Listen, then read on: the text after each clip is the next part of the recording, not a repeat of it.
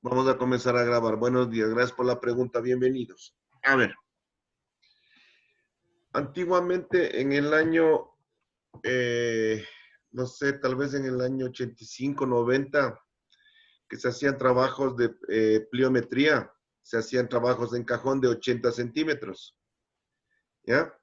Entonces los deportistas saltaban, yo hacía fútbol en ese entonces, sigo haciendo fútbol, pero yo no era técnico en ese entonces, pero fui estudiando. Entonces, los cajones hacían de 80 de altura, ¿correcto? Entonces saltábamos a 80 o saltaban a 80 con las ¿De rodillas a qué? la altura de los hombros, desde el piso con impulso y después saltaban hacia abajo. Entonces hacías cajón y bajabas, saltabas a cajón y bajabas. Se demostró científicamente que si bien son ejercicios de pliometría que te ayudan a fortalecer la masa muscular, también se llegó a comprobar que se daña mucho los meniscos, el cartílago articular. Entonces te provoca una lesión de menisco y una lesión de cartílago. Por lo tanto, los ejercicios pliométricos han cambiado mucho. En la actualidad se utilizan bandas, se utilizan cintas. Puedes utilizar en el gimnasio, por ejemplo, un ejercicio pliométrico es cuando tú estás acostado en la plancha y sostienes con tus pies la plataforma. Ya. Solamente al quitar el seguro y sostener, estás haciendo un tipo de ejercicio y lo sostienes. Entonces la pliometría cambió de forma de trabajo. Puedes hacer también ejercicios dentro del agua, que son ejercicios isocinéticos, se llama, porque es la misma velocidad tanto de ida como de regreso y puedes mejorar tu masa muscular y sobre todo los músculos del muslo, que no solamente son el cuádriceps, ¿correcto? Porque a veces nos preocupamos mucho de tener algunos cuádriceps muy grandes que te da estabilidad de la rodilla, eso es cierto, pero los músculos isquiotibiales o posteriores del muslo también te dan una estabilidad. Por lo tanto, si trabaja mucho uno cuádriceps para tener unos muslos bien definidos, te desgarran los isquiotibiales, que son varios músculos. Entonces hay que tener coherencia. Es decir, si tú haces 50 repeticiones para cuádriceps, tienes que hacer 50 repeticiones para isquiotibiales. Y si haces 50 para cuádriceps derecho, hay que hacer 50 para cuádriceps izquierdo. Y 50 para isquios izquierdos y 50 para isquios derechos.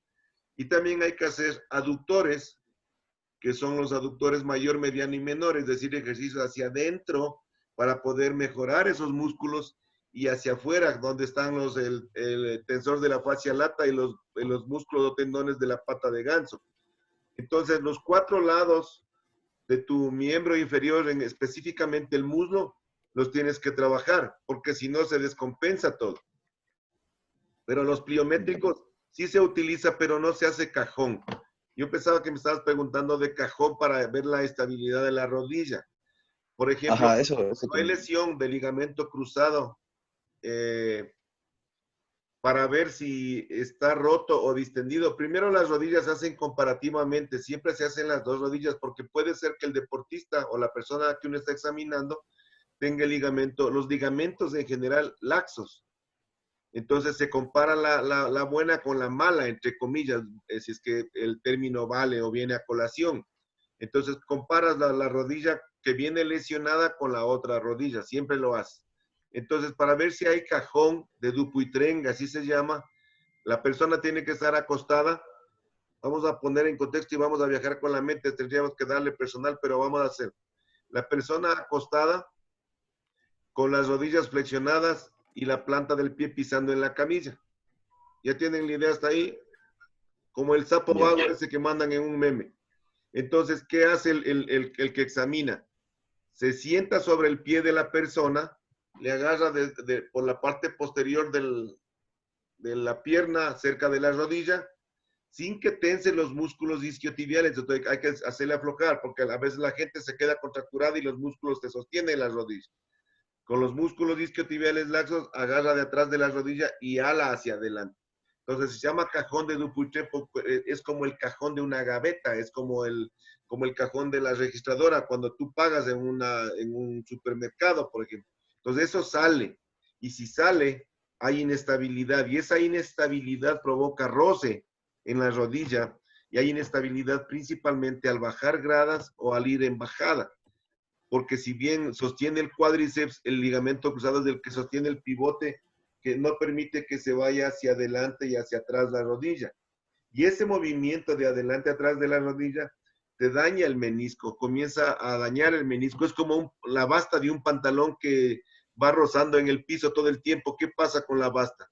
Hay una palabra muy nuestra, se lasca, se daña el filo, se carcome, se roe el filo de la basta. Acá el movimiento de ese inapropiado de la rodilla hace que el menisco se vaya desgastando y después se rompa. Y si es que ya no hay menisco, que es quien soporta el peso del cuerpo, amortigua el cuerpo, y si no hay menisco, comienza a rozar hueso blanco con hueso blanco. Se acaba el hueso blanco, que es el cartílago, y comienza el dolor. Entonces, si hay una distensión del ligamento cruzado anterior o una ruptura del ligamento cruzado anterior, hay que operar. A veces hay dos fascículos. En ustedes los jóvenes se ven en el cruzado anterior dos fascículos, y a veces se rompe el uno, se cae y queda pegado al fascículo inferior, pero da estabilidad. A veces cuando hay ruptura de más del 50% del cruzado, hay que hacer una plastia y poner injerto de cruzado anterior para reforzar. Y si hay rotura, hay que operar y igual hacer una plastia de tendón de ligamento cruzado. Ahora, la cirugía de ligamento cruzado, que manualmente es un poco larga de hacer, ahora un poco menos, pero es un poco larga de hacer. Se rompe el ligamento cruzado, ¿correcto? Y nosotros le ponemos un injerto, principalmente de recto interno y semitendinoso. O ponemos de tendón del cuádriceps. Hay dos técnicas para poner injerto. Entonces, ¿qué pasa si se rompe un ligamento, ¿no es cierto? Y yo pongo un tendón. ¿Es lo mismo o no es lo mismo? No es lo mismo, profe. Exacto. Muy bien, Fernando. No es lo mismo. Se rompe un ligamento, yo le pongo un injerto. Se rompe este ligamento cruzado, yo le pongo un injerto de tendón.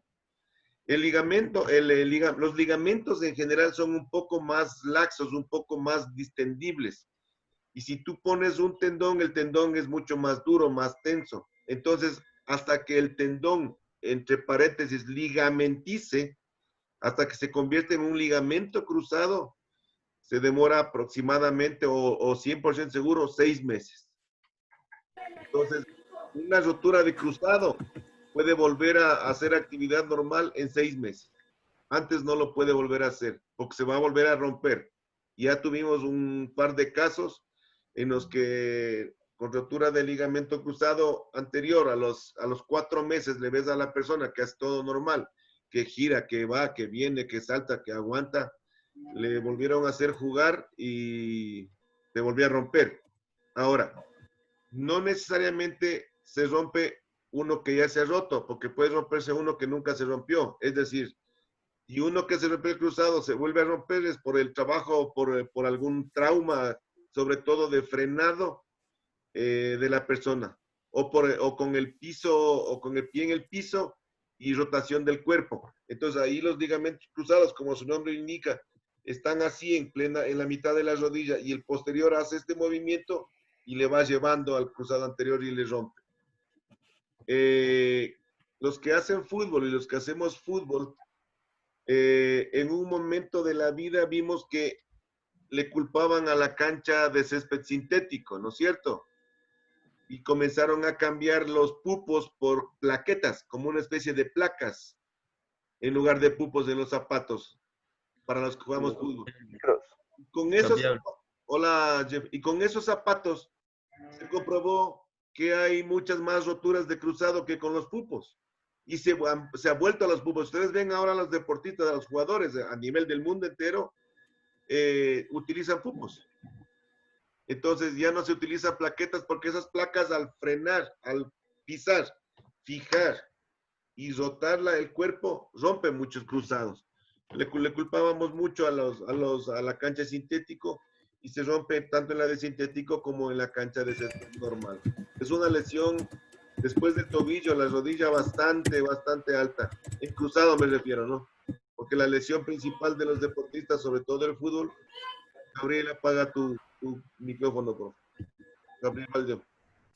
La lesión principal es tobillo, pero en los deportistas, sobre todo en el fútbol, se ve mucha lesión de menisco y cruzado anterior.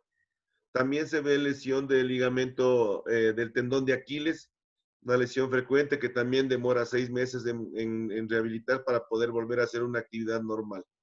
El caso más emblemático o el más claro de todos los Aquiles, Fernando Gago, actualmente en Vélez Sarsfield, Argentina, se rompió 3 veces del ligamento, el tendón de Aquiles. Uno de esos en la final contra River en España. 3 roturas, 3 cirugías y volvió. Acá tenemos a Jorge Guagua, que volvió a jugar con rotura de Aquiles. Escalada de Católica, que volvió a jugar, y otra lesión, me parece que Edison Méndez también, y otra, un central que jugaba en Barcelona y jugó Jairo en Campos. Jairo Campos. Los más nombrados y conocidos de lesión de Aquiles. Entonces hay un montón de variables, hay un montón de cosas. Por ejemplo, yo tuve un paciente en mi vida profesional, he tenido varios, en la actualidad se opera diferente inclusive, que se rompió el Aquiles bailando en una discoteca.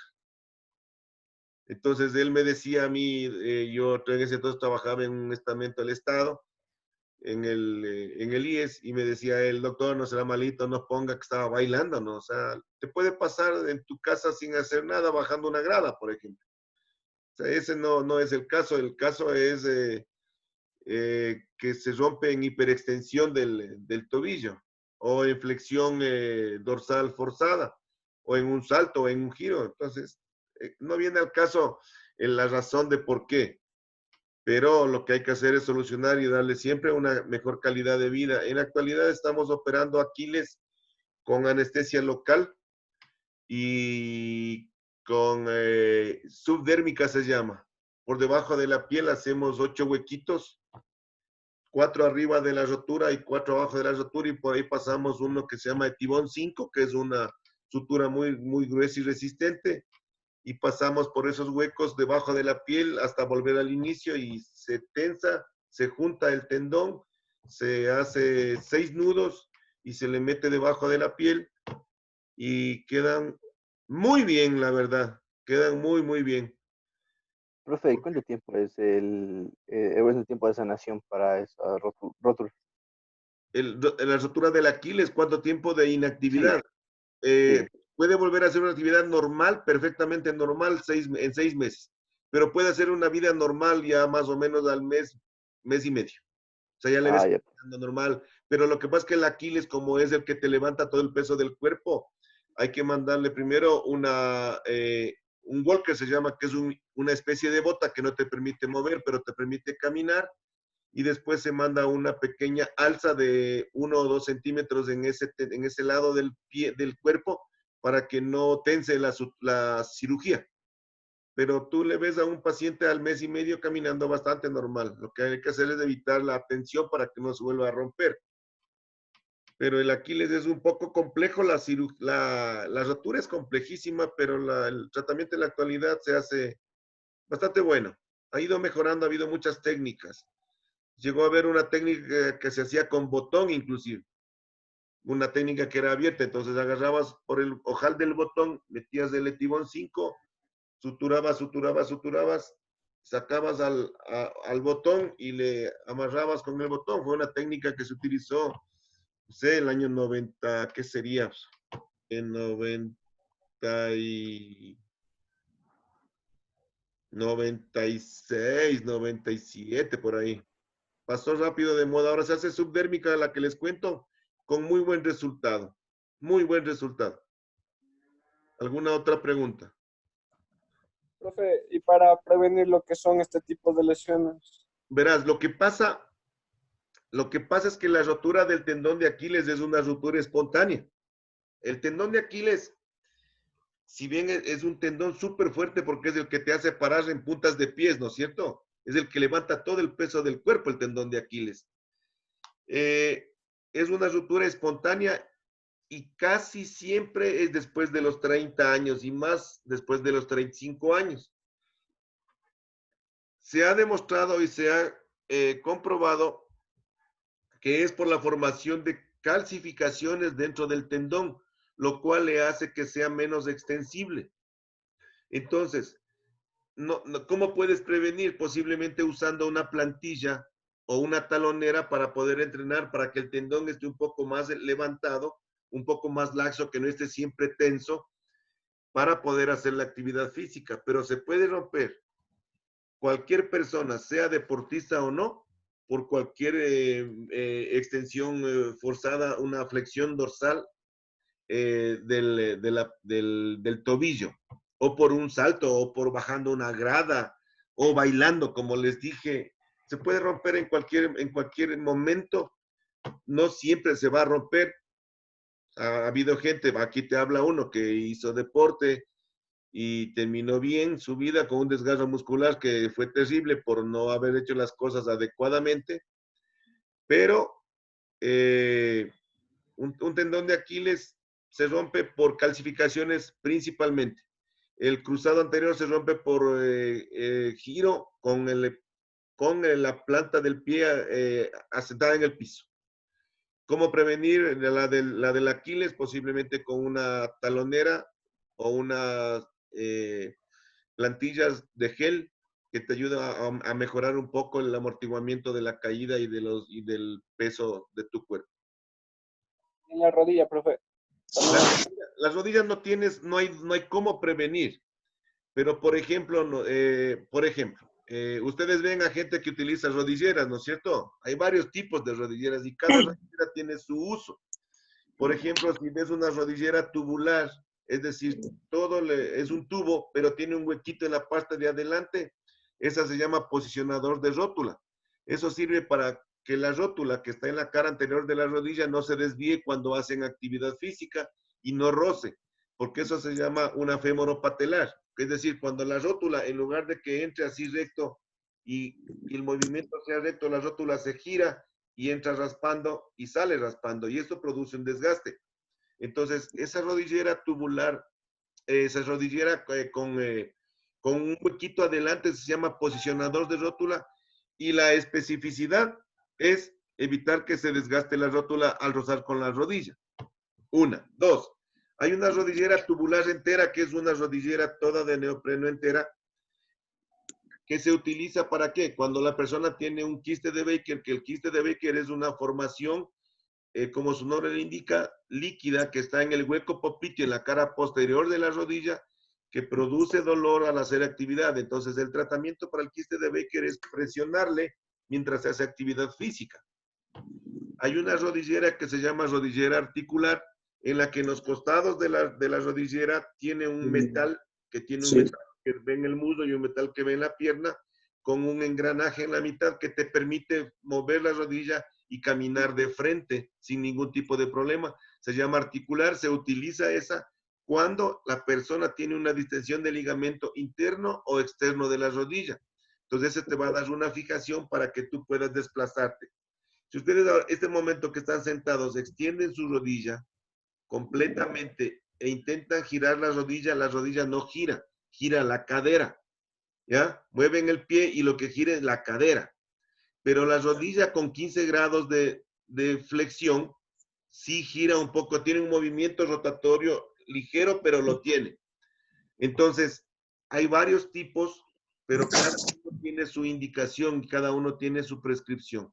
¿Cómo nosotros, por ejemplo, en nuestra práctica médica, en algún tipo de lesión, hemos hecho vendajes funcionales con Tensoplast, por ejemplo? O ustedes ven que algunos utilizan taping, esas cintas de colores. Sí, eso. ¿Ya? Esas taping sirven para mejorar algún tipo de la articulación, algún músculo de la articulación, algún tendón de la articulación, y darle una movilidad más exacta. Para eso, en un momento, sobre todo en el tenis, se utilizó muchísimo Y por ejemplo, si ustedes ven a deportistas puesto taping en la cara posterior del muslo y en la parte media, que no es articular, no tiene uso, porque los músculos están debajo de la piel y no te va a mejorar. Pero si tú le pones alrededor de una articulación, por ejemplo, el taping en la rodilla, en la cara anterior de la rodilla, tiene un uso igual que la rodillera con hueco para posicionador de rótula. ¿Alguna otra pregunta? Buenos días, profe. Yo tengo una pregunta Hola, Pablo. relacionada a la clase de lunes. El día lunes no estuve en clase, pero estuve revisando ayer en YouTube.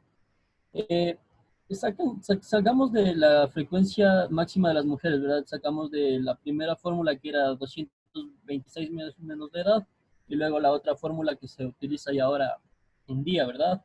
¿Sí?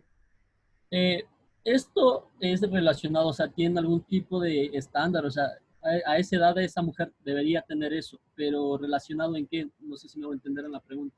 A ver, todavía les explicaba a tus otros compañeros. Relacionado a estudios de muchas mujeres, de muchas edades y de muchos cálculos. Por ejemplo, el pi. Tú ves pi, es 3, 14, 16. Es una constante, ¿correcto? Por ejemplo, vamos a hablar de otra cosa. En la parte médica, tú compras Voltaren, por ejemplo. Vamos a ponerle un nombre, no le vamos a quitar la fama a ninguno. Voltaren, que es de la Grunenthal, tiene todas los medicamentos tienen una patente, ¿ya? Entonces vamos a decir, por poner un ejemplo, que el Voltaren tiene una patente 1, 2, 3, 4, 5. ¿Qué hizo Grunenthal? Llevó a un hospital a 12, 24, 48 o 96 personas, le hicieron todos los exámenes médicos para estandarizar que estén todos sanitos, que tengan glucosa normal, creatinina normal, biometría normal. Les ingresaron en la clínica, les dieron una habitación, les dieron una alimentación adecuada y les comenzaron a dar Voltaren. Entonces, después le tomaban muestras de sangre para ver me invento, 2 horas, 4 horas, 6 horas, 8 horas, cuál es el nivel, el pico máximo del Voltaren en ese organismo. Entonces descubrieron que a las 8 horas tiene el pico, a las 8 horas ya no hay, sino el pico máximo estará a las 2 horas, se mantiene un poco y va descendiendo. Pero sigue actuando, entonces el Voltaren se da cada 8 horas. Grunenthal tiene un principio activo diclofenac sódico. Entonces se estandariza eso. Entonces resulta que nosotros, nuestro AFQ1 va a sacar un medicamento diclofenac sódico que es el original, que es la monodroga o la base o el genérico, y le vamos a poner el nombre Lertus. Resulta que ya como tenemos estandarizado de Grunenthal el 54321, tú no tienes ya necesidad de hacer el estudio porque ya está hecho previamente. Entonces, como está estandarizado, tú lo que haces es aplicar y le das el Lertus y resulta que haces un estudio, un muestreo más pequeño y el Lertus sabes que a las 8 horas tienes que volver a dar una medicación porque ese nivel plasmático ha bajado. Te has ahorrado millones de dólares porque los estudios cuestan millones de dólares, pero ya tienes el estándar de lo que estudiaron. Entonces acá estudiaron a varios grupos de varias mujeres y en varias edades para poder estandarizar y mejorar. Ya, Por eso hay profe, dos constantes y la variable sí, es la edad. Perfecto, muy bien.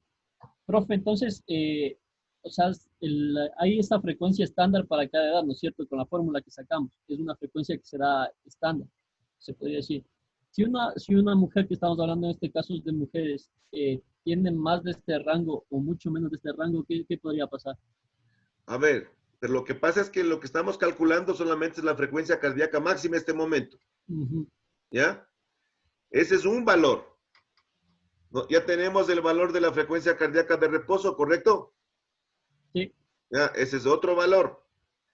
Nos falta saber el porcentaje basal. de grasa, es otro valor. Y en base a esos valores que tenemos, porque por ejemplo, vamos a suponer, vamos a hacer ejemplos, a ver, vamos a papel y lápiz. Belén, ¿qué edad tiene?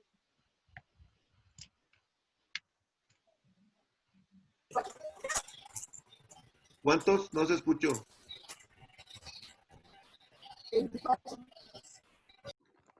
Está malo su internet.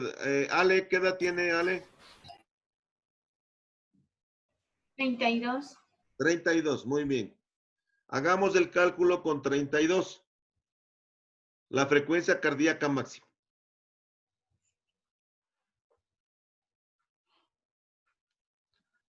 Con la fórmula nueva que tenemos hoy.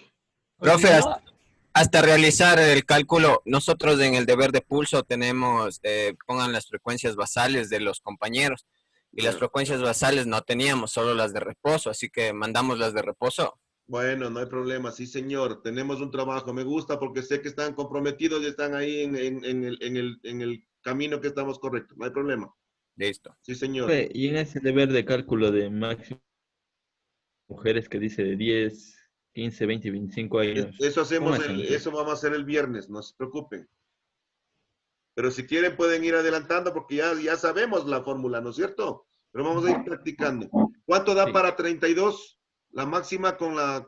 Pero los nombres sacamos nombres al azar y ponemos sacamos nombres al azar de lo puede cualquier hacer, persona pero y sí, ponemos sí. los...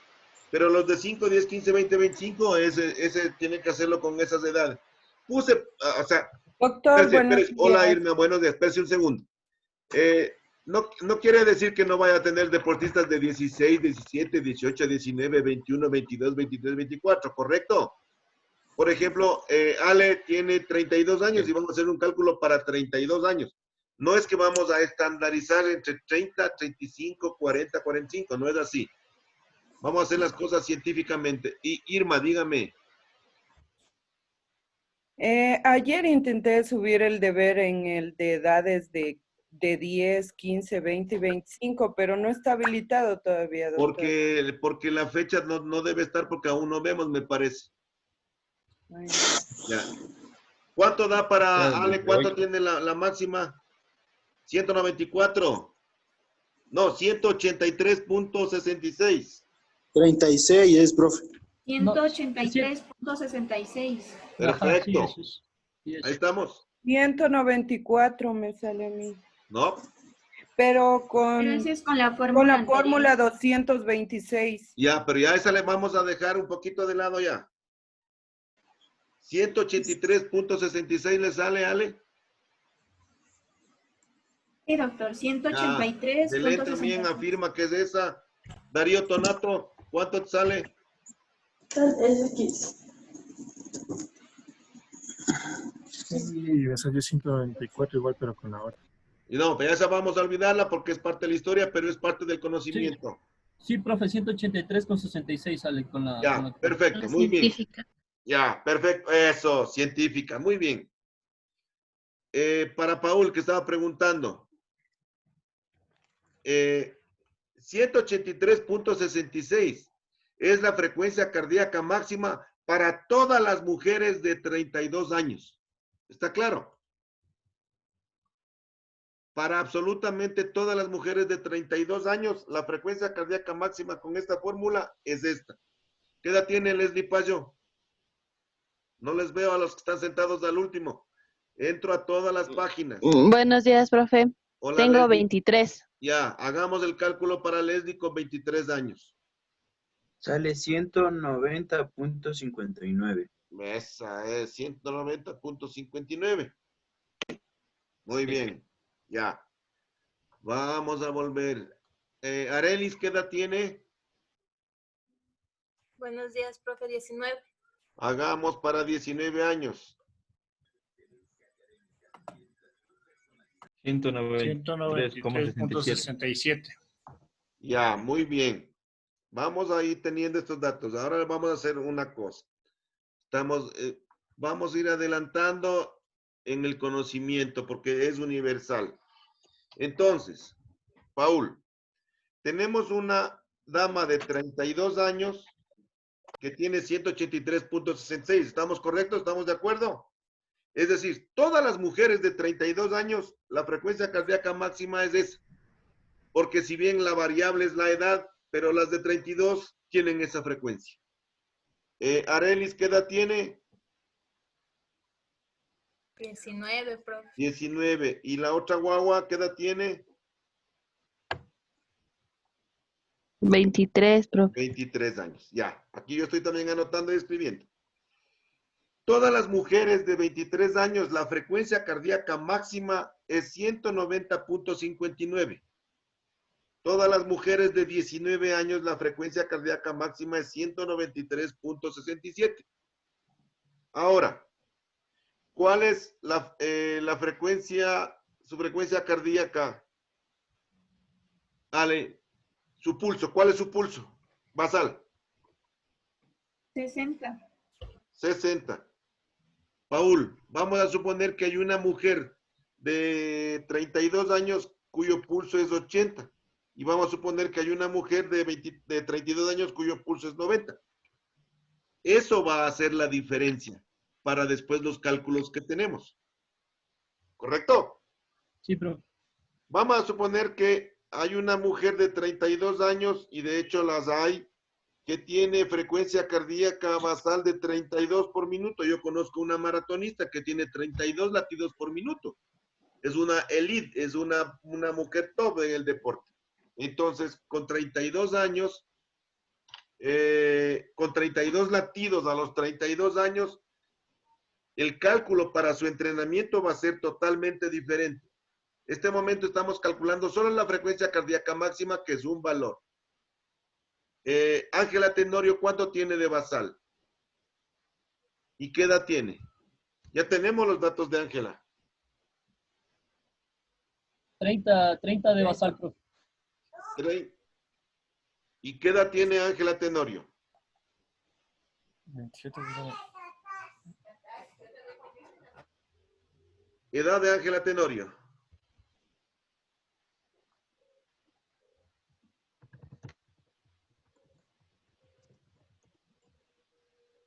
Glenda Morejón, ¿cuál es la basal y cuál es la edad? 24 La años. basal. tiene la Tenorio. Ángela, 24 años. ¿Y la guagua Glenda Morejón? Glenda tiene 35 de basal. 35 de basal. ¿Y qué edad tiene Glenda? 20 años.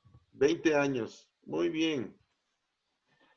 Es decir, ¿y cuál es la frecuencia cardíaca máxima para una mujer de 20 años? Haga el cálculo.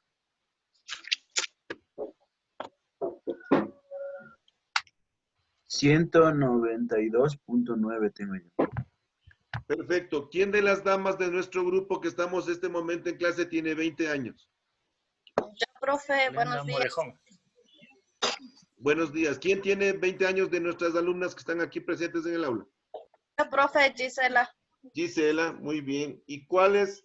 Anote, Gisela debe tener, la frecuencia máxima de Gisela es 192.9, igual que de Glenda Morejón. ¿Estamos claros ahí? Sí, profe. Gisela, ¿cuál es su frecuencia cardíaca? ¿Cuál es su pulso? 65. 65 por minuto, es decir, Gisela tiene casi el doble de latidos por minuto que el Glenda Morejón. Para cuando nosotros hagamos el cálculo de la frecuencia cardíaca de entrenamiento y veamos los porcentuales a los cuales va a trabajar, eso va a hacer la diferencia. A propósito de la pregunta, Paul, ¿correcto? Sí, Es perfecto, decir, profe, hay que claro. o sea, no todas las mujeres de 20 años van a poder hacer el mismo trabajo el mismo día. Sí. ¿Ya? Puedes trabajar a la misma hora, sí, pero el mismo trabajo posiblemente no, tanto en intensidad cuanto en tiempo. Entonces, estamos haciendo un cálculo en este momento que vamos a ir sumando a todos los que vamos teniendo. ¿Hecho? Perfecto, profe, gracias. Vamos por partes de esto, vamos por partes, pero vamos a ir trabajando mucho. Muy bien, ahora entonces vamos a hacer el cálculo de una mujer de 60 años. Trabajen.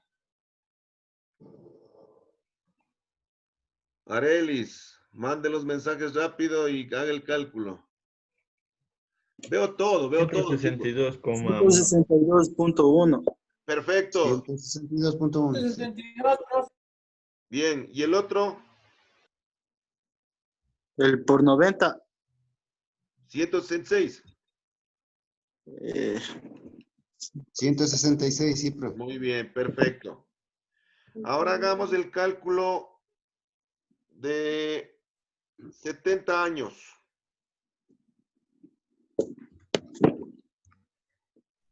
$154,4. 154.4 y el otro ¿cuánto da? Dice se saltó. Ajá, ¿Qué pasó? falta el 5. El 5 que dice hallar en interés. Ajá, se saltó. Sí. ¿Cuánto da para 70 años con la 226? 156, profe. 156. Muy bien. Hagamos el cálculo con 72 años. Apague un micrófono, por favor. Estamos grabando. 152,86, profe. 152,86. ¿Y para la otra fórmula? 154. Para 72, ¿no es cierto? Sí. Sí. Para 74, vamos a trabajar. Hoy estamos trabajando a toda máquina. 151,32. ¿Y otra? 152. Esta es para 74. 2 años. Para 75. 150,55. ¿Y la otra? 57, 75. Capitán. Y para 75 la otra, ¿cuánto da? 151 puede ser.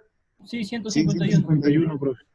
Ya, muy bien. Y para 76 años. 150. 149,78. ¿Y la otra? 150. 150. Muy bien. 50. 76. ¿Y en 77 cuánto? 149,01. ¿Y la otra? 179. 149, perdón. Perfecto. Muy bien. ¿Qué hemos llegado? ¿A qué conclusión hemos llegado después de verles trabajar así? Lo cual me emociona porque sé que están captando lo que les quiero enseñar. Llegamos a la conclusión que una persona mujer de sexo femenino, ¿no es cierto? De 77 años puede trabajar con 226 menos de edad o con la fórmula nuestra. Sí, pero una mujer de 77 años. Entonces, ahora vamos a hacer el cálculo de 10 años. Trabajen, vamos a trabajar. Con la de 226 sale 216, profe. ¿Y la otra? 206. Correcto, muy bien. 100.6. Ya, perfecto. Ahora, ya 216. tenemos, ya, muy bien, ya tenemos 10 años. ¿Correcto? Hagamos 11. Espérese porque aquí tenemos datos nuestros. Entonces, vamos a saber que los datos nuestros son los que vamos a ir aplicando. Hagamos de Arelis. Ya tenemos el dato de Arelis, 193.67. Esa es su frecuencia cardíaca máxima, Arelis, ¿correcto? Sí. Ya. Ahora, vamos a suponer, y esto es real lo que vamos a hacer, Arelis va a trabajar 1 hora y media conmigo hoy día miércoles, que es el día de máximo trabajo porque tenemos partido el día domingo. Entonces subimos a la máxima y vamos a bajar. Vamos a trabajar durante 90 minutos. Entonces vamos a calcular, Arelis, cuánto es la fórmula que hemos aprendido y la 226. ¿Cuánto da? 193.67 la una y la otra, ¿cuánto es? En la una, en la de 123. 207 en la de 226. Muy bien. Entonces vamos a multiplicar 207 por 90 minutos de trabajo. En la otra sale 17.430.3, profe. Pero en la otra, no en la de 226. 18.630. 18.630, profe. ¿Están todos de acuerdo? Vamos a trabajar. Sí, está bien. Ya. Está bien. Ahora resten 18.630 menos 17.430.3.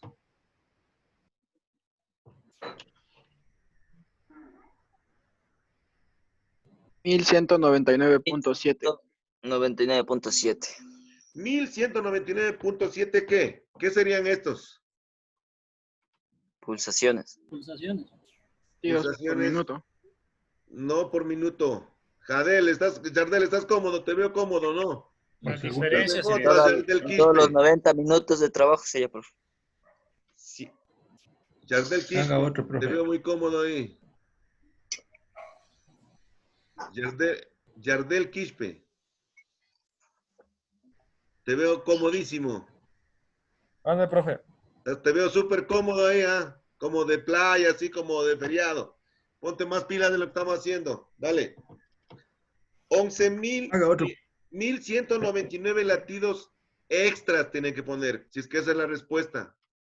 O diferencia puede ser. No, porque la diferencia es esa, pero el asunto es que son 1.199 latidos extras en una sesión de entrenamiento. ¿Correcto? Ya. Claro.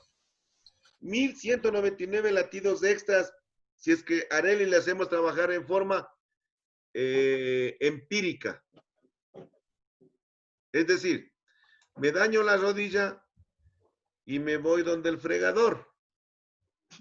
Y el fregador me pone mentolato, mentol chino, papel higiénico y una venda de tela. De gasa. De gasa y una venda de tela. ¿Viste? El Fernando sí ha pasado. ¿Ya?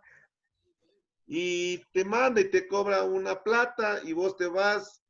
A los 2 días resulta que te encuentras que tu rodilla está recontra hinchada, está roja y te vas donde el médico. Y el médico te dice, ¿sabe qué, señor?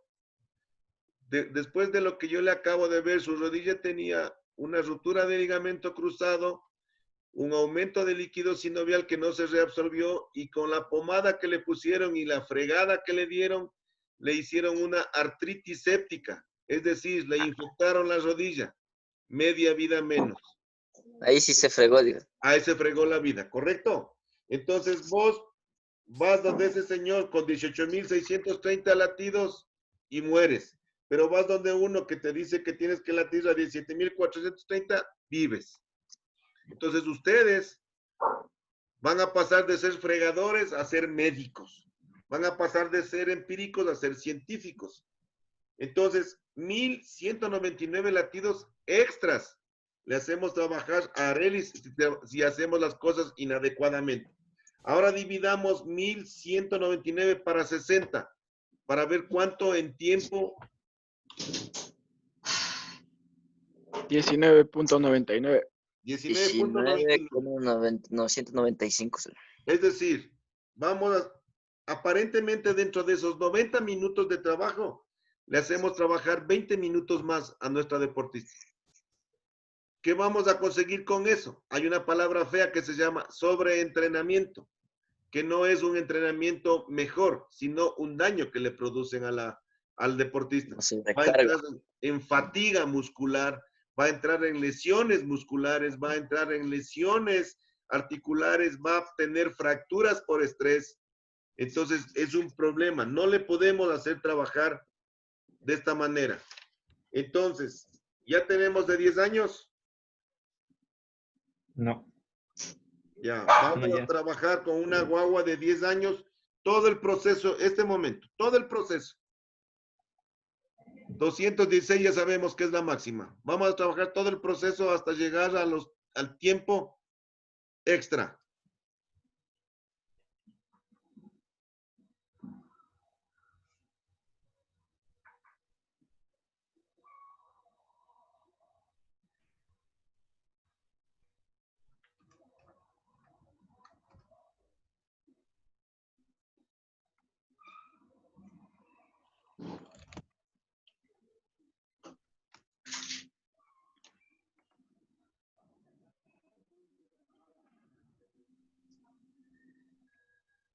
Profe. Señor. Una preguntita. ¿Cómo no? Para sacarle el tiempo extra, ¿me podría repetir la fórmula, por favor? Ah, perfecto, muy bien. Tú lo que haces es Siempre restar el mayor del menor, porque la frecuencia cardíaca máxima más alta te da haciendo la fórmula del 226, ¿correcto? Ajá. Excepto que tenga 77 años, porque ya acabamos de demostrar eso. Entonces, esta es la mayor de la menor, y ahí te sale el número de latidos extras. ¿Hasta ahí estamos claros? Ya, hasta ahí sí. Ya. Ese número de latidos extras divides para 60, porque son los minutos. Entonces, al dividir para 60 te va a dar en tiempo.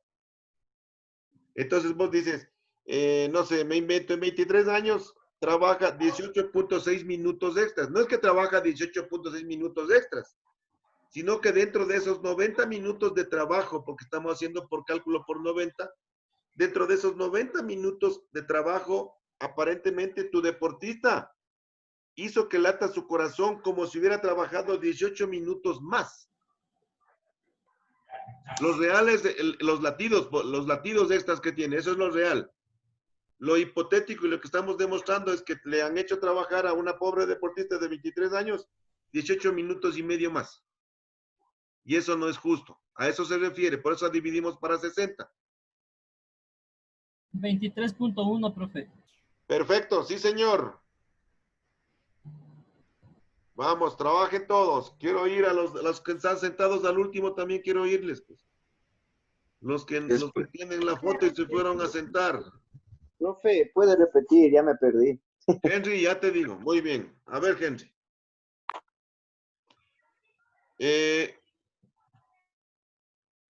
Si tú haces la fórmula de 10 años con 226 menos 10, ¿cuánto da? 216. Perfecto. 216, profe. ¿Correcto? Sí. Hasta ahí vamos bien. Si tú haces la fórmula científica que aprendimos nosotros, tienes que multiplicar primero 0.77 por 10 te da 7.7. Sí, profe. Ya. Estoy bien. 208.3 menos 7.7 te da 200.6. 200.6. Sí, aquí me Vamos ahí bien, ¿no es cierto? Sí. Estos dos resultados es para comparar lo mal que a veces hemos hecho el trabajo. Estos resultados multiplicamos por 90, que es el tiempo de trabajo de mi sesión de entrenamiento de ese día. Es decir, los dos resultados, profe. ¿Ah? Dígame. Los dos resultados le multiplicamos por 90. Claro, porque tenemos que sacar la diferencia. Entonces, 216 por 10. No, 206. 216 por 90 da 19.440. En 200.6 sí, da 19.440. En 216 da 19.440. 19.440, perdón, sí. Y en 200... 18.054. ¿Estamos hasta ahí claros? Si vamos claros, sí. Ya. Sí. Si restamos el 19.440 menos 18.000, que es el que debería trabajar, a esta niña de 10 años, ¿cuántos minutos? Muy bien. 1.386. Perfecto. Esos son los minutos extras que esta niña le hacemos trabajar en forma inadecuada y poniendo en riesgo la vida de ella. 1.386 minutos latidos extras. 1.386 latidos extras dentro de los 90 minutos de trabajo de mi sesión de entrenamiento. Si divido 1.386 para 60, 23.1. Me salen 23 minutos.1. ¿Ya? Entonces, Profe, pregunte.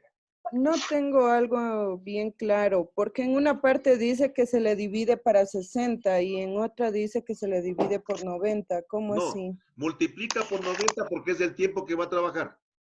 Ya. O sea, el 90 es el tiempo de trabajo. El tiempo que uno ha puesto, 1 hora y media que puso. 1 hora y media. Claro. Eso, ¿tú puedes trabajar 90 minutos? Sí. ¿Puedes trabajar 2 horas? Sí. Y nosotros en el fútbol trabajamos más o menos 2 horas.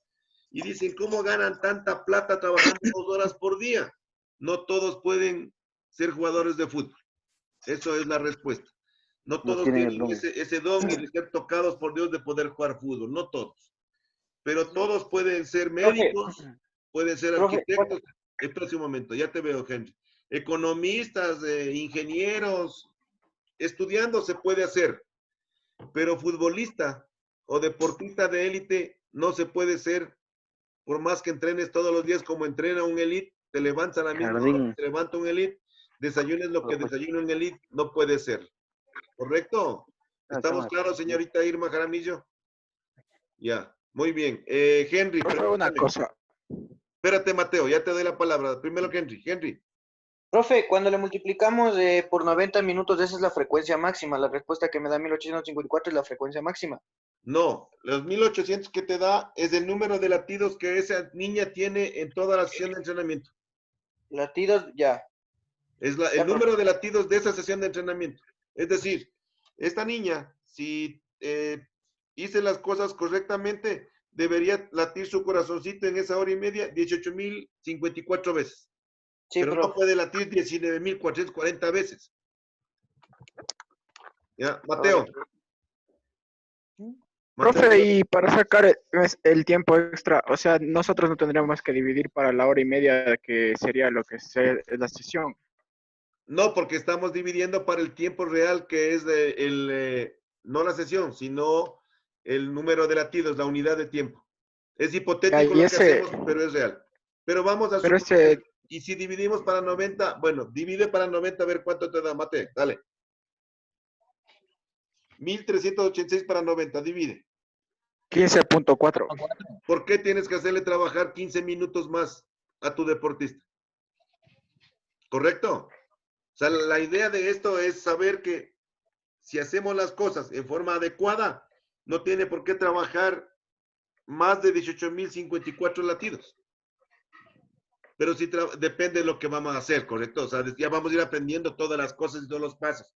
Pero si tú le haces trabajar 18.054, científicamente tu trabajo está bien hecho.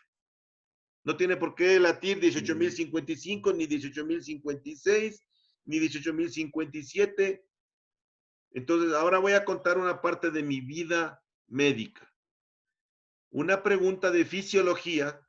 Yo estoy dando esta materia que yo hice en mi vida diferente, porque a mí me daban fisiología de otro origen, ¿de acuerdo? Me daban fisiología gastrointestinal, fisiología renal, y todo eso. Estamos viendo fisiología aplicada al deporte. Entonces, nosotros nos calificaban sobre 0.10 de punto las preguntas. 0.10 de punto. Perdías el año por 0.10. No perdías por 1 punto, 2 puntos. Perdías el año en medicina por 0.10. Y las preguntas te calificaban 0.10. Entonces, en una pregunta de 0.10, habían 10 respuestas, 10 ítems. Y yo me sabía de memoria los 10 ítems. Entonces agarré y puse y el último me olvido. Y me olvido, y me olvido, y me olvido, y me termino olvidando. Y como no me acordaba y no me vino a la cabeza, puse cualquier cosa. Debo haber puesto puerta o ventana, alguna cosa. Si tenía 9 de los 10 ítems bien, yo esperaba que mi profesor me ponga, el doctor José Carrión, cardiólogo lojano, que me ponga 0.09, ¿correcto? Cuando me entregó mi examen, en esa respuesta tenía 0. Y me acerqué donde el doctor Carrión y le dije, doctor Carrión, tengo 9 de 10, pues. Y él me dijo, esto no es mecánica. Porque la persona se muere por el pelo, por el ojo, el hígado, el corazón, el riñón, los intestinos, los vasos sanguíneos, las venas, se muere por cualquier razón. Pero si vos a una llanta que tiene 5 tuercas le pones 4, el carro sí camina. Chao, me marcó la vida eso. Y les cuento como una parte de mi vida, como una parte anecdótica de mi vida. En medicina todo es importante. Entonces, si tú dices que a una guagua le hiciste latir 18.055, está mal. Porque tiene que haber latido 18.054. Porque esto es ciencia pura. Esto es ciencia. Entonces, si hacemos las cosas bien, los resultados nuestros van a ser óptimos. Van a ser fantásticos los resultados. El que hizo 226 menos la edad tiene que haber sido fantástico para esa época. Porque lo estudió, porque se preparó, porque investigó. Y hay un montón de fórmulas entre Tanaka y Carbonen, hay un montón de fórmulas más. La que estamos usando es la más actualizada y la que se está empleando y la que se utiliza con buen resultado. Y si tú ves los ciclos olímpicos, por ejemplo, que duran entre 8 y 12 años, ¿cuál es el objetivo de un ciclo, de una olimpiada? Ganar una medalla de oro por un lado y romper un récord por otro lado. Entonces se buscan romper récords. Y ese es el objetivo, la excelencia. Por ejemplo, yo les pregunto siempre cuando estamos en clases presenciales y ahora les pregunto a ustedes, ¿cuál es la medalla varón Pierre de Coubertin? ¿Qué? No, escuché, profe. No le escuché, profe. ¿Qué dijo? ¿Cuál es la medalla? ¿Cuál? La medalla varón Pierre de Coubertin, que se entrega en las Olimpiadas. Ahí les hagas embajada, ¿no? Verán que ustedes Él es cuidan el deporte. él es el que hizo los Juegos Modernos, ¿verdad? Es el creador de los Juegos Olímpicos de la era moderna. Muy bien. ¿Y a quiénes le dan esa medalla? En la en toda la historia del A los que olimpismo. rompen el récord. No. Equivóquense aquí. Pues es parte de la cultura general, ¿ah? Medallas de varón. La medalla, busca, saca tu teléfono y busca, dale. Aprende. Nútrete. Crece como ser humano. Aprenda cultura general. A los que hayan mostrado espíritu olímpico, profe. Perfecto. ¿Cuántas medallas varón Pierre de Coubertin se ha entregado en toda la historia?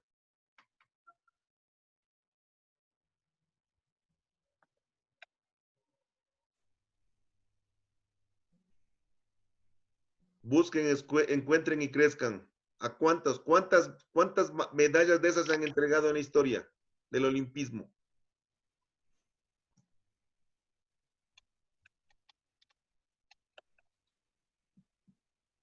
Yo creo que no más de 17. Se han entregado 19. Bien. Viste que soy medio culto. Se han entregado 19 medallas varón Pierre de Coubertin en todas las Olimpiadas hasta ahora. Y se supone que se entregan 3 medallas por cada competencia, ¿no es cierto? A veces 4, en boxeo, en luchas, a veces 4. Oro, plata y bronce. Y si sumas todos los deportes, y si sumas todas las competencias, y si sumas todas las Olimpiadas, deben haber entregado millones de medallas a los deportistas. Pero 19 han tenido la máxima distinción que entrega el olimpismo en el mundo. La medalla varón Pierre de Coubertin, que dice que se entrega al que demuestra un alto nivel, más que de competencia, de humanismo y de victoria y de confraternidad y de decoro dentro de las Olimpiadas. Uno de esos que yo vi le entregaron esa medalla. Usualmente las Olimpiadas cierran con el maratón, y ya vamos a hablar de Eliud Kipchoge porque lo tenemos y es maratonista. Iba un brasileño, no me acuerdo el apellido, pues si le busco les digo el viernes. Brasileño iba primero en la maratón y le seguía un italiano como a 200 metros más o menos. Y en el momento ese la competencia sale el besador, que era un famosísimo que se asomaba en los torneos del Grand Slam de tenis. Se cruzó una vez de la pista de la Fórmula 1 con la bandera. Se metió a la calle y le agarró al brasileño y le abrazó y le metió hacia el público. Le llamaban el besador, para abrazarle y besarle en la mejilla. El brasileño salió empujando y todo, y salió de ahí ya cerca del estadio. El italiano le pasó en la competencia y llegó primero el italiano. Le dieron la medalla de oro al italiano. Brasileño el segundo lugar, pero él terminó la competencia y al brasileño le reconocieron con la medalla varón Pierre de Coubertin, que es el máximo galardón dentro del olimpismo. Esto es parte de la cultura general. Verán que yo soy futbolista. Es Vanderlei de Lima. Dígame. No es el Vanderlei de... Vanderlei de Lima, gracias por desasnarme. Gracias, Darío, por buscar y encontrarle. Vanderlei. ¿Y cuál ganó el oro en esa cuando Vanderlei quedó segundo? Es un italiano el que ganó esa maratón. Yo la vi. Baldini, profe. ¿Italiano? Sí, no, Bien. no es. Pero, Baldini ha sido el segundo, profe. El segundo italiano que ganaba la maratón olímpica, dice. no, el segundo italiano de ganar la maratón olímpica, sí, pero quedó primero, entonces. No quedó segundo, quedó primero Baldini. Y el de Lima quedó segundo. Y a de Lima le dieron por su gallardía, por su don, por ese volver a la competencia. ¿Te imaginas que te agarren a los 40 kilómetros y te cambien el ritmo o te paren? Terrible. Vanderlei de Lima, medalla varón Pierre de Coubertin. Entonces seguimos aprendiendo. El día viernes, si Dios quiere, vamos a hacer los cálculos de nuestros elite y vamos a hacer comparativo igual entre nosotros. Y las preguntas que tengan respecto de este tema, por Dios, del viernes, pendientes. ¿Estamos de acuerdo? ¿Estamos claros? Sí, Henry, ¿quedó claro, Henry? Sí, profe. Sí. Perfecto, perfecto. Si tienen alguna duda, dígame. Darwin, dame. El resultado que le multiplicamos por 90, tenemos que restar los dos resultados y ese resultado es del mismo. Es del mismo y es el exceso de latidos en una sesión. Ya, listo, profe, gracias. El exceso de latidos en una sesión de entrenamiento. Sí, señor. Gracias. Muy bien. Nos vemos el viernes, si Dios quiere. Dígame. En la tarea que dice de las frecuencias de 10, 15, 25, nos toca hacer todita esta, la que realizamos hoy día, todito esto toca hacer para el deber. Buena esa palabra. Todito esto. Todito eso, pues. Sí, para cada uno. O sea, sí. Pero por supuesto, claro, ahí viene, esa es la práctica que ustedes van a hacer y van en un momento determinado, me dice, por ejemplo, no sé, me voy a inventar, y dice un día usted, vamos a entrenarle a Arelis, y usted sabe que Arelis con 19 años tiene que trabajar haciendo 93 latidos por minuto, como máximo. ¿Correcto? Entonces, si usted practica y ve los grupos de edades, vas a ver hipotéticamente qué tienen que trabajar, pero nos faltan datos. Este es un dato. La frecuencia cardíaca basal o la de reposo es otro dato. Y si vamos sumando esos datos, vamos sacando resultados y cada uno tendrá un trabajo específico en cuanto a frecuencia cardíaca. ¿Correcto? Por lo tanto, si usted hace el ejercicio y repite el ejercicio, va a mejorar ostensiblemente su capacidad. Esto se hace fácil para los que ya repetimos un montón de veces, no los años, sino la cátedra. Los que hacemos medicina deportiva, esto es bastante sencillo, entre comillas. Por ejemplo, yo darle clase a usted aquí por vía Zoom. Un sábado me costó 8 horas de estar sentado frente al computador para subir los ID. Ahora ya lo hago mucho más fácil porque ya mecánicamente va mejorando. Lo que estamos haciendo nosotros de ciencia y vamos mejorando, se vuelve un poco mecánico porque lo interiorizamos. Y si repetimos los ejercicios, lo interiorizamos. Y después ya se hace bastante más fácil. Por ejemplo, para mí poner un ID ahora es facilito. Pero antes de estos inicios de esta nueva normativa, de esta nueva modalidad, era complicadísimo para mí. Sin embargo, me he capacitado y lo hago de mil amores, con mucho cariño y con mucho aprecio, con alegría. ¿De acuerdo? Muy bien, nos vemos. Profe, una pregunta, una última pregunta, Leslie. profe.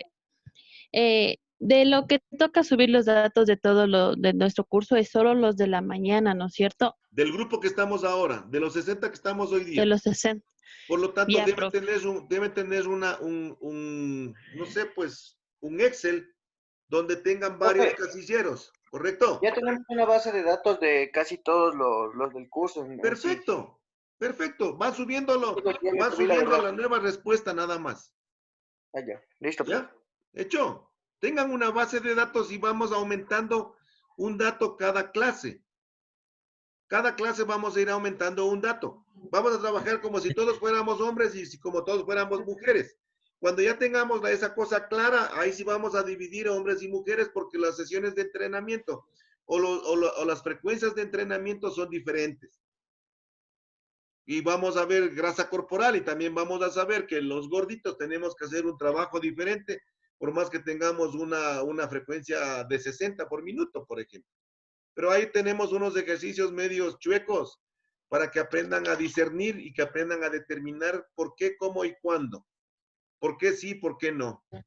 ¿Correcto? Para quedar rapidito, del 10 a 25 años ponemos todos los datos que vimos hasta ahora, hasta dividir sobre 60, ¿verdad? No, a ver, la tarea de hoy es la frecuencia. O sea, me refería al que está de 10 a 25 años. Ponemos Correcto. todos los datos que hacemos hemos solo visto, saltando de 5 a 5, no hay problema. Hasta queda hasta los 25. Sí, señor. 10, 15, Ya, 20, 25, no hay problema. Ya. Y hacemos todo lo que hemos aprendido el día de ahora hasta dividir por 60. No, porque no solamente, hacemos solamente ya la fórmula que aprendimos ya. La del 226 ya pasó. Aprendimos para saber que estamos haciendo las cosas de forma inadecuada, que en un momento sirvió. Ahora ya no nos sirve eso. Es como la cirugía. Antes hacías vos, operabas vos la rodilla, si no era prótesis, habrías igual una herida de 15 centímetros y ahora es artroscópica. Entonces, ¿para qué vas a abrir una rodilla para hacer un menisco si hay artroscopía? Entonces, no es que estaba mal abrir una rodilla, sino que ya no se utiliza, nada más. Esa es la diferencia. Entonces solo sacamos la frecuencia máxima, profe, con la fórmula. Con la fórmula, la segunda fórmula. Gustavo Bamonde. Profe, entonces ese deber solo aplicamos, o sea, la segunda fórmula. La segunda fórmula, sí señor, correcto, sí, muy bien. Ya, gracias. Irma, pregunta. Sí, ahora ya esa fórmula no le ponemos en Excel, solo la fórmula científica. No, tenemos que poner en Excel la 226 porque es parte de nuestra tarea, porque hemos trabajado con eso. Ya. Entonces tiene que estar evidenciado el trabajo nuestro. Y nosotros los profesores tenemos que evidenciar el trabajo que hacemos. Entonces, para sacar, me invento, vamos a suponer que este grupo tiene 26 años, toditos tienen 26 años, así se clasifican en las escuelas y colegios, ¿correcto? Y esos toditos tienen 26 años, la respuesta sería 200. Pero se tiene que evidenciar que tienen 200 porque yo he trabajado y ustedes lo han hecho también. Entonces, si bien 226 no vamos a utilizar, pero ustedes han trabajado porque han demostrado y han comparado las dos. Entonces no es fácil porque multiplicas por 90, restas mayor de menor, divides para 60 y es un trabajo es. Entonces no está mal, se tiene que evidenciar. Y eso a mí me da la pauta de que ustedes han trabajado, yo les miro ahora y les veo con la carita agachada y les veo ahí escribiendo y les veo multiplicando, pero no crean que solo ustedes hacen, mire que yo tengo mi cuaderno y estoy haciendo igual que ustedes. Sí, ¿correcto? Entonces, no es que yo les hago a ustedes y les digo hagan. Yo también lo hago porque yo tengo que seguir aprendiendo y tengo que seguir practicando y tengo que seguir mejorando para cada día ser mejor. Profe, ¿y le subimos en Excel a la plataforma? ¿No hay problema? En PDF sería mejor, pero en Excel tengan en Excel para que vayan cambiando, vayan aumentando cada semanita o cada clase un dato extra. Ya, profe. Ese deber de frecuencia basal de los atletas de élite son los que usted nos dio. Esos son los que tenemos, investigamos nosotros en clase. Son 10, creo. Son 9 más o menos. Están los dos Vera, el Chito Vera y el Rolando Vera. Jefferson Pérez Quesada, Iván Vallejo, Richard Carapaz, Alex Quiñones, Glenda Morejón, Ángela Tenorio y Eliud Kipchoge. Vea que tengo en mi cabeza. Verán que no estoy leyendo, pero tengo acá. Esos 9 debemos tener porque también con ellos vamos a trabajar una cosa súper importante que viene es la última semana. Y también las sesiones de entrenamiento para ellos porque también tenemos datos de ellos. Porque podemos calcular la máxima de ellos. ¿Perfecto? Con la frecuencia de que nos dio usted de cada uno, ¿no? Con esas frecuencias subimos. Con esas frecuencias